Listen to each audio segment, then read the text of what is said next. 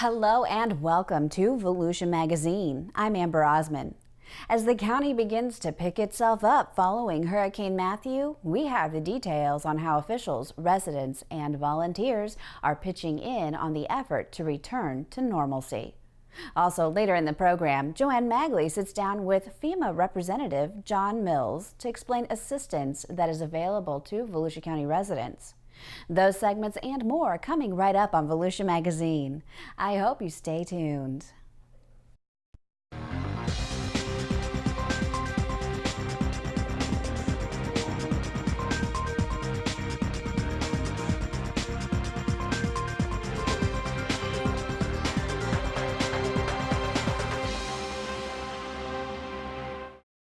When Hurricane Matthew's winds blew into Volusia County October 7th, it left behind thousands of people in need throughout the county.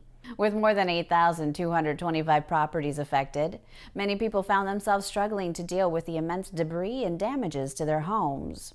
Stepping up to address these needs has been the Volusia Community Organization's Active in Disaster, also known as COAD's latest focus. This local organization is comprised of civic groups, businesses, faith-based associations, individuals, and government agencies that address unmet needs prior to, during, and following a disaster. Their focus is on coordinating volunteers and resources to fill gaps that come about when customary emergency agencies cannot meet the needs of our local citizens due to lack of formal governmental disaster declaration or shortage of available resources. All disasters start local and end local.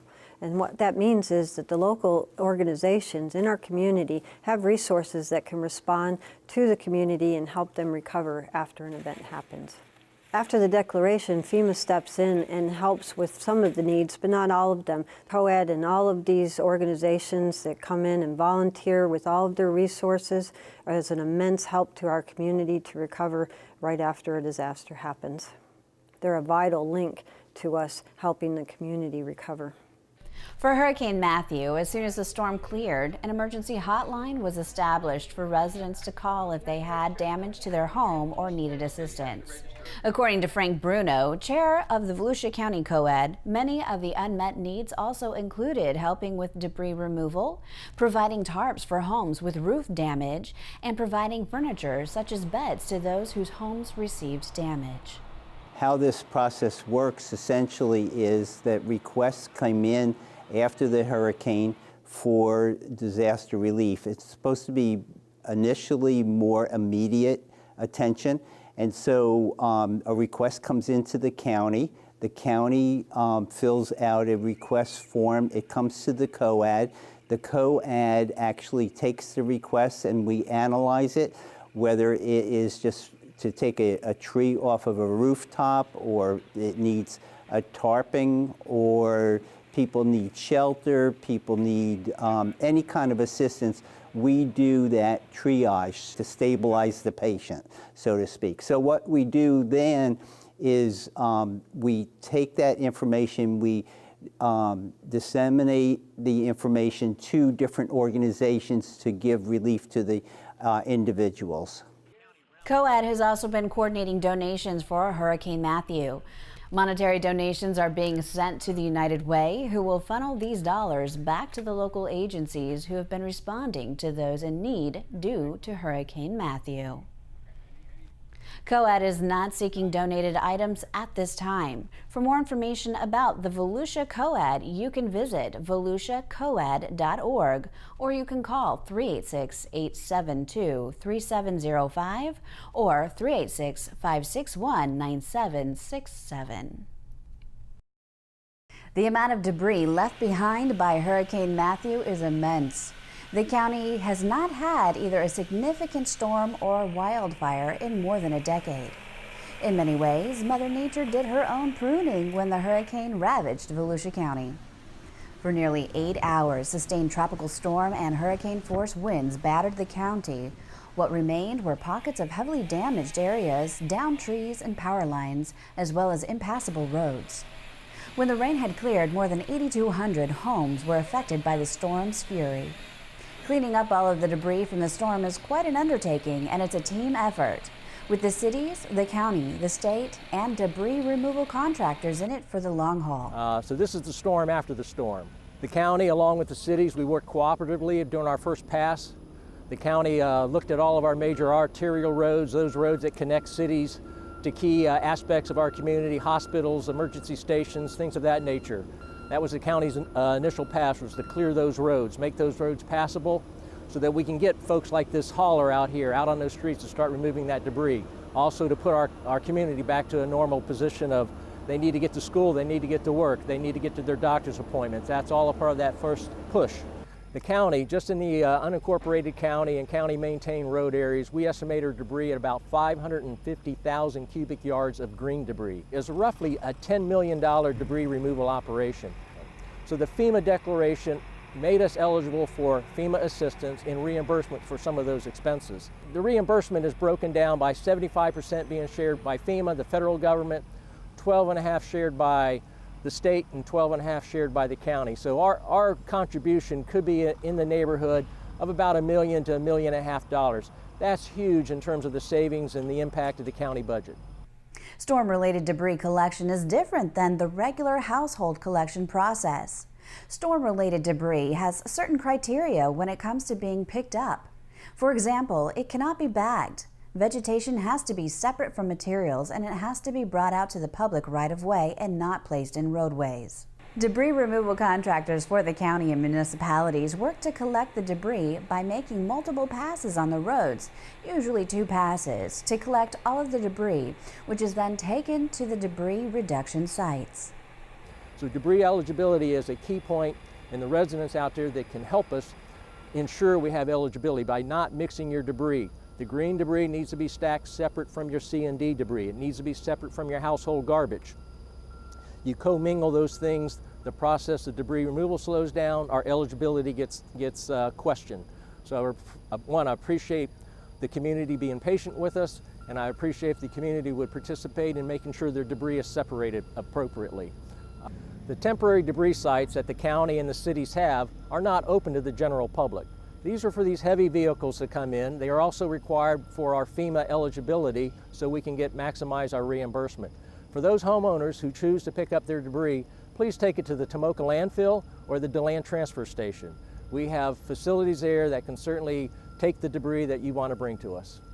For more information on the storm-related debris removal collection, please visit volusia.org/pin or call 386-871-2147.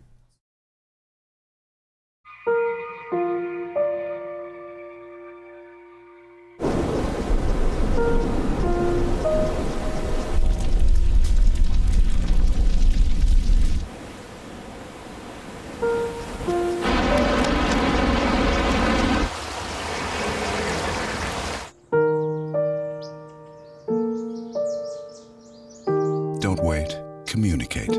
Make your emergency plan today. Volusia County has reopened all of the driving zone sections of the beach that were closed due to impacts by Hurricane Matthew. Due to the extensive debris from Hurricane Matthew, all 16 miles of the beach driving zones were closed. To reestablish the traffic areas, conservation zone poles, signs, lifeguard towers, and other equipment had to be redeployed, all of which has been ongoing since the day after the storm. Jessica Winterwarp, director of the county's coastal division, said while Hurricane Matthew temporarily closed the beach to driving and some dunes were knocked down, it did provide beneficial material to help the dunes regrow. Hurricane Matthew was a very different event and unique in the fact that it left a lot of vegetation on our beaches. We've kind of been calling them tumbleweeds. They're these 6 feet long, 4 foot wide, super heavy masses of vegetation. Since we had a lot of dune impacts, we lost some dune to erosion.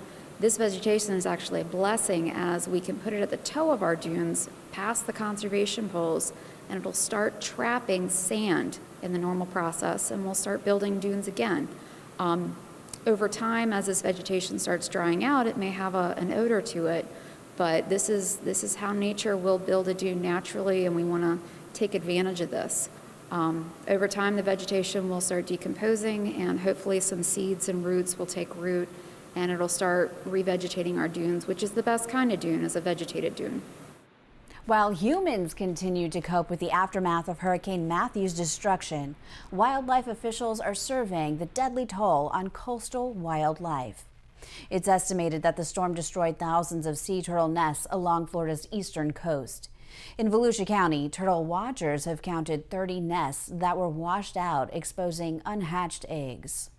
Well, the good news is the hurricane effects to our sea turtle nests came late in the season, where we only had 30 remaining nests before the storm hit.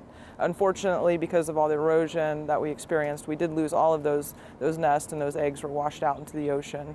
They're no longer viable, and that is the end of our season. Until next May, we'll see more turtles come back to nest. There was unfortunately little that wildlife watchers could do to save the nests before the storm hit, as Florida Fish and Wildlife regulations prevent officials from removing nests, even with the threat of a hurricane. The ban is meant to protect the hatchlings because the eggs are prone to movement-induced mortality. Staff evacuated the bird hospital at the Marine Science Center before Matthew struck. This was fortunate because the hospital's flight cage was completely destroyed by the hurricane. The Marine Science Center, its main building, really fared very well during the hurricane. Unfortunately, over at our bird hospital, our flight cage that we use to exercise the birds before they're about to be released was completely destroyed by the hurricane. And so that's caused a major problem for us now, is that we don't have a way to exercise the birds before they can be released, and the damaged structure is really in the way of our everyday operations. So we have some significant problems that we're trying to wrestle with right now. The Marine Science Center has received a small number of washback sea turtles and several injured seabirds. You know, surprisingly, we actually saw far fewer birds injured from the storm than we typically see. It may have been because of the severity of the storm. At other times, we've had as many as 300 shearwaters come in during an event like this. So we were remarkably surprised that we had this few animals injured. Volusia County's population of beach mice, which live in the dunes at Smyrna Dunes Park, took a heavier hit from Hurricane Matthew. Much of their habitat was completely destroyed by erosion. That park did experience a lot of erosion, especially on the east side along the Atlantic Ocean and on the north side along the inlet, which is primarily the best habitat that we've observed beach mice. And because of the erosion and how far it cut back into the dunes, the beach mice certainly lost some habitat. We don't currently do routine monitoring, so we don't know how many were in there or how much damage to that species was lost, but certainly they're feeling the impacts as well. What can you do to help? If you see injured wildlife or damaged nests along the beach, you can call the Marine Science Center at 386-304-5530. In this week's Community Health Matters, Holly Smith gives us tips, not tricks, on how to keep this year's Halloween a happy and safe one.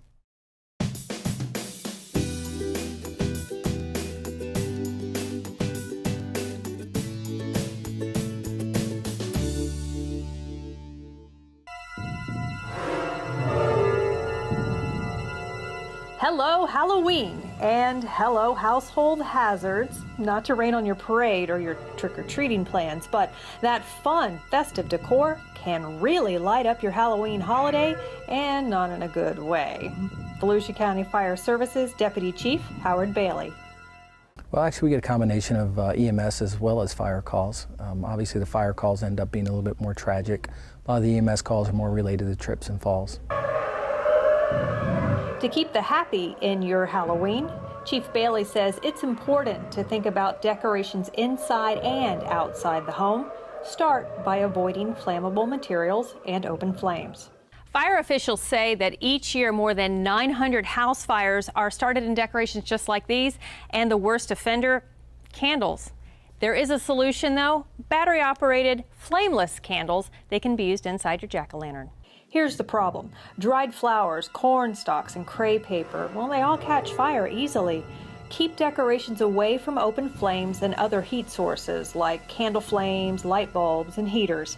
If you don't like battery-operated candles, how about glow sticks? They work in jack-o'-lanterns and dried decorations inside candy bags or even attached to costumes. You can't say that about real candles.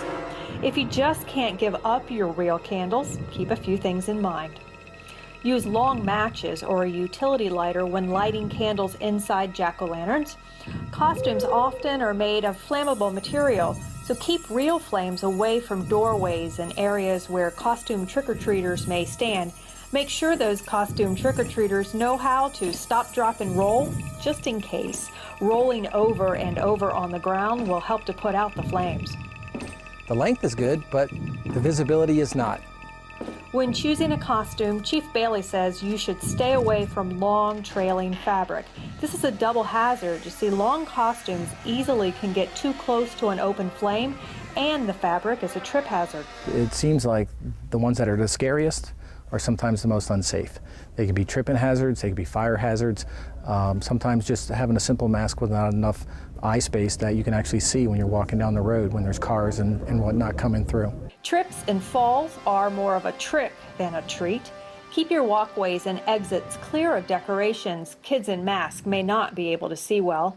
And the darker it is outside, the more dangerous it gets. If you or your child is wearing a mask, make sure the eye holes are large enough to see out. It's not only what's in the house and what's outside the house, what we do as far as celebrating, but it's also what we're wearing. So when we're walking and going from house to house and walking down the street, that we're doing it in the safest manner. By planning ahead, you can help make this Halloween a fire-safe one for you, your family, and your friends. For the Florida Department of Health in Volusia County, I'm Holly Smith.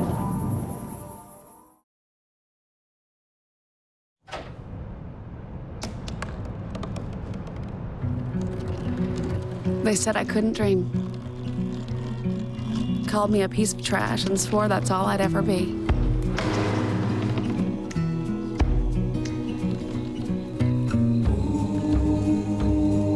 Said a bottle couldn't see the ocean.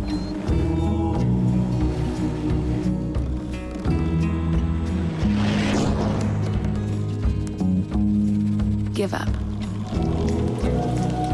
Go back to the dumpster. But I didn't listen. I made my way.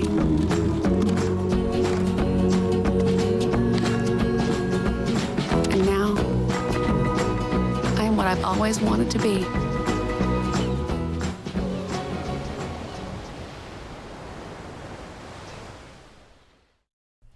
It's time to head into the studio and join the Director of Community Information, Joanne Magley, and her guest, John Mills, Public Information Officer for FEMA. Thanks, Amber. Well, Volusia County and really all of the areas affected by Hurricane Matthew are very much still in the thick of the disaster recovery process. Individual assistance from FEMA is now available for residents in Volusia County who sustained damage from Hurricane Matthew to their primary residence or have losses not covered by insurance or are underinsured. So joining me now in the studio is John Mills, Public Information Officer with FEMA. Hi, John. Hi, Joanne. Thanks so much for having me on. Thank you for being here. So walk us through the process of the individual assistance from FEMA. What does it mean? What we're really encouraging people to do right now is to register with FEMA for disaster assistance. We've already seen a lot of great efforts by volunteers, neighbors helping neighbors, churches and faith-based groups, already making a big difference in people's lives, getting out there and getting a lot of work done. Now, FEMA individual assistance has been approved for Volusia County and for other counties in Florida. People with damage to their primary residence not covered by insurance are encouraged to register with FEMA. A couple of ways to do that. On disasterassistance.gov, that's disasterassistance.gov. You can also register online at 1-800-621-3362. So it's 1-800-621-FEMA. Sure. So what does the FEMA assistance cover? FEMA may be able to provide you with grants that do not have to be repaid to pay for home repairs, temporary rental assistance if you have to live somewhere else while repairs are made, and potentially grant money for other needs such as replacing personal property that was damaged or destroyed. FEMA, however, cannot duplicate what your insurance covers. Right. So, but we're encouraging people, whether they have insurance or not, to register with FEMA for disaster assistance. We may be able to provide people with a hand up to help get them back on their feet after this disaster. So when people either go online to register or call the 800 number to register, they should have a few things ready at hand so to make the process go smoothly, or so that they don't have to stop what they're doing and call back again. What are some of those items that they need? That's right. So as you know, for several days after the storm hit, we were encouraging people to take photos, contact their insurance providers, document their damage, save receipts. When you call and register with FEMA, you'll need to provide a social security number. Usually that's for the head of household or someone in the home. You'll want to know just a basic description of the damages. What did your family go through? What has happened to your home as a result of Hurricane Matthew? We'll need a phone number of where you can be reached. So if you're not living at your home, where can you be reached? Whether that's a cell phone or the home phone number of a friend or relative, wherever you're staying right now. And also an address where you can get mail. So if people are displaced and they're not getting mail at their primary residence, where can we contact you by mail? Because everyone who registers with FEMA will receive a letter explaining what benefits they're eligible for, what the money is for, and the next steps. Some people may be asked for their insurance information so that FEMA can see what insurance paid for and what people's unmet needs may continue to be. FEMA doesn't make you whole, but the programs are designed to help give people a hand up to get them back on their feet and on the road to recovery. People may also be contacted by the Small Business Administration.